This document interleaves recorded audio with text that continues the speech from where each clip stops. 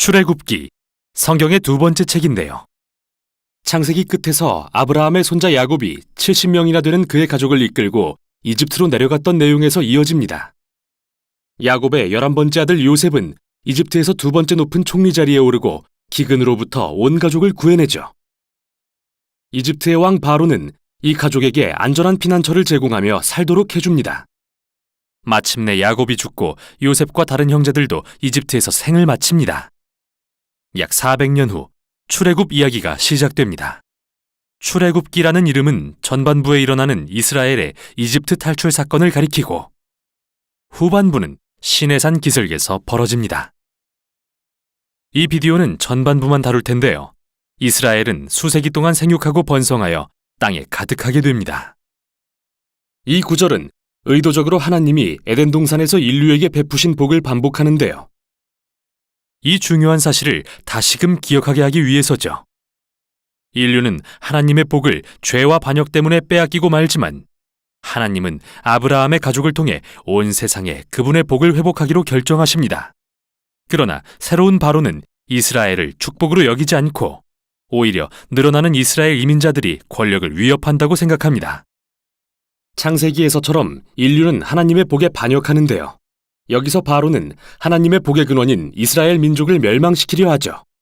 잔인하게 그들을 노예로 삼아 강제 노역을 시키고 모든 이스라엘 남자아이를 나일강에 던지라고 명합니다. 바로는 지금까지 성경에 나온 인물 중 최악인데요. 그의 왕국은 하나님께 반역한 인류의 전형을 보여줍니다. 바로는 자신의 유익을 따라 선악을 재정의하고 심지어 죄 없는 아이들을 죽이는 일조차 선으로 여겼습니다. 이집트는 창세기에 나오는 바벨보다 더 악한 곳이 된 것입니다. 이스라엘이 이 새로운 바벨로부터 구해달라고 울부짖자 하나님이 응답하십니다. 먼저 하나님은 바로의 악함을 역으로 이용하시는데요. 한 이스라엘 여인이 자기 아들을 갈대상자에 넣어 나일강 위에 띄웁니다. 그 아이는 안전하게 떠내려가서 바로의 가족이 되죠.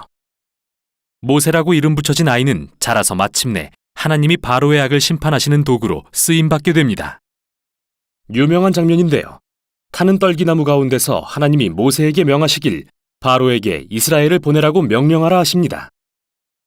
하나님은 이미 바로가 거역할 것을 아셔서 여러 재앙으로 이집트를 심판할 거라 말씀하시고 또한 그의 마음을 완악하게 하실 것이라고 하십니다. 이제 우리는 다음 주요 사건인 하나님과 바로의 대결로 넘어갑니다. 그런데 바로의 마음을 완악하게 하실 것이라는 말은 무슨 뜻일까요? 이 부분을 자세히 순서대로 살펴보는 건 매우 중요한데요. 모세와 바로가 처음 만난 장면에서는 단지 바로의 마음이 완악했다고 적혀 있을 뿐 하나님께서 그 마음에 개입하시진 않습니다. 하나님은 그에게 5가지 재앙을 내리시는데 모두 바로와 이집트의 신들을 대적하는 것들이었죠. 그때마다 모세는 바로에게 겸손히 이스라엘 백성을 보낼 기회를 주지만 각 재앙이 멈출 때마다 그는 마음을 완강하게 하였고 더욱 마음이 완악해집니다. 스스로 그렇게 한 것이죠.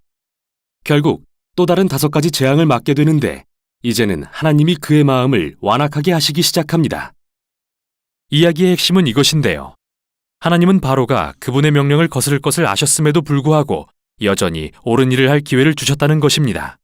결국 바로의 악은 돌이킬 수 없는 지경에 이르고 맙니다. 심지어 그의 고문들마저 제정신이 아니라고 여길 정도였죠. 바로 이 지점에서 하나님은 바로의 악마저 그분의 구속 사역에 사용하십니다. 바로는 자기 꾀에 넘어가 자멸에 이르게 하시고 그의 백성은 구원해 주십니다. 마지막 재앙이 이르고 6월절 밤이 깊어옵니다. 하나님이 바로의 악을 갚아주시는데요.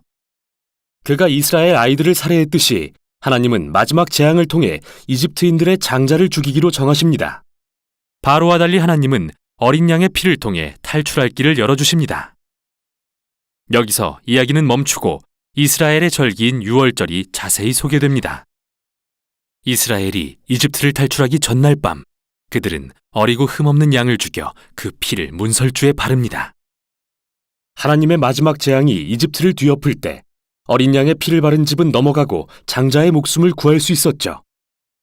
그래서 이때부터 이스라엘 민족은 하나님의 공의와 자비를 기억하기 위해 매년 이 절기를 지키고 있습니다.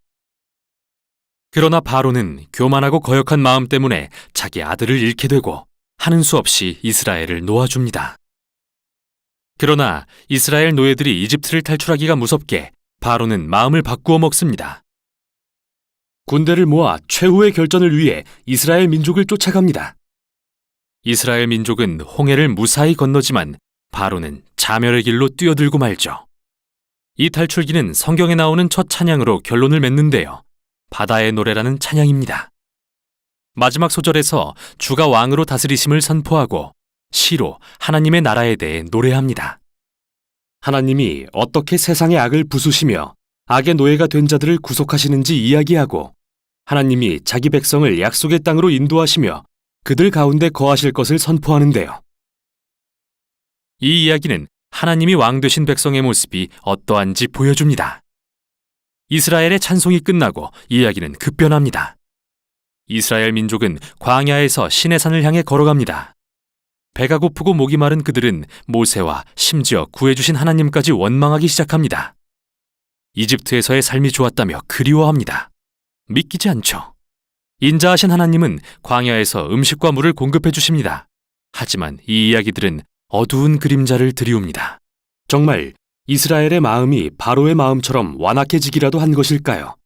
더 지켜보기로 하죠. 여기까지가 출애굽기의 전반부였습니다.